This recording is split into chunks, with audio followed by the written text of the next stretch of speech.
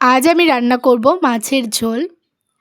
তো কড়াইয়ে সবার প্রথমে দিয়ে দিয়েছি সর্ষের তেল, তারপর পেঁয়াজ। তো পেঁয়াজটা গোল্ডেন ব্রাউন করে ভেজে নেব।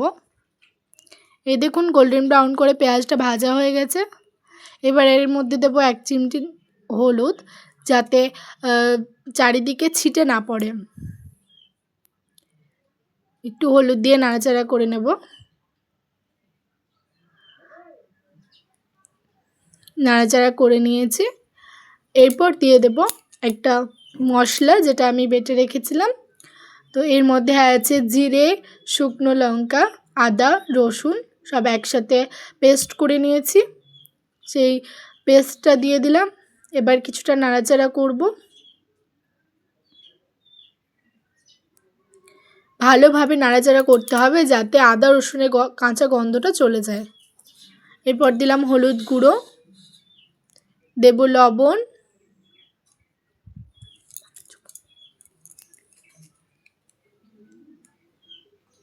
তারপর নাড়াচাড়া করব। কিছুক্ষণ নাড়াচাড়া করে দিয়ে দেব সামান্য চিনি।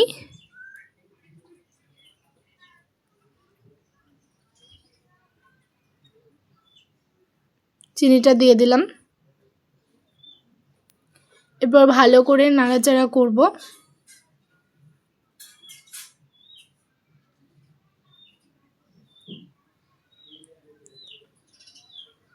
অল্প একটু সামান্য জল দিয়ে দেব, যাতে মশলাটা পুড়ে না যায়। জলটা দিয়ে ভালোভাবে কষাতে হবে মশলাটা।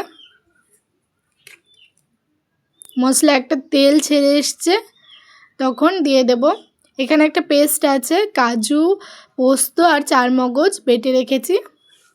পেস্টটা দিয়ে দেব। এই পেস্টটা খুব নাড়াচাড়া করতে হয় না, অল্প একটু নাড়াচাড়া করলেই হবে। পেস্টটা দিয়ে একটুখানি নাড়াচাড়া করে নেব। ভালো করে মশলাটা কষাতে হবে।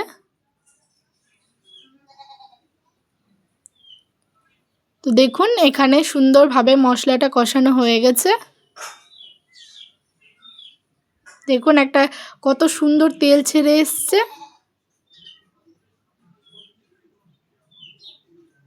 মশলাটা আমার খুব ভালোভাবে কষানো হয়ে গেছে।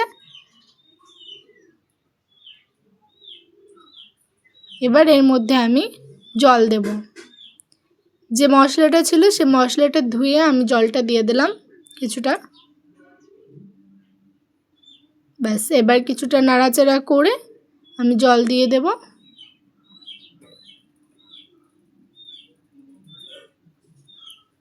তো ভালো করে নাড়াচাড়া করে দিতে হবে, যাতে তলে কোনোভাবে মশলাটা লেগে না যায়। দেখুন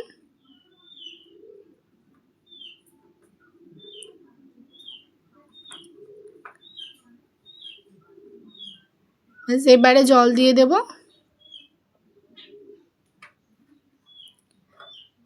ঝোলটা ফুটে অনেকটাই কমে যাবে, সেজন্য একটু বেশি জল দিতে হবে। তো জলটা দিয়ে দিলাম। দেখুন ঝোল ফুটে গেছে। এবার একটু নাড়াচাড়া করে দেব। খুব সুন্দর ঝোল ফুটে গেছে। এবার এক এক করে সব মাছগুলো দিয়ে দেব।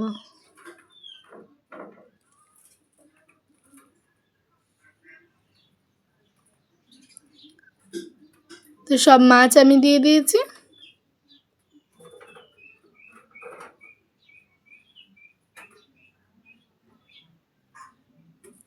মাছগুলো দিয়ে আবার কিছুটা নাড়াচাড়া করব এবং ঝোলটা ফুটতে দেব।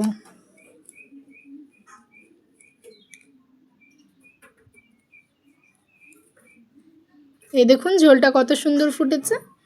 তৈরি হয়ে গেল আমাদের মাছের ঝোল।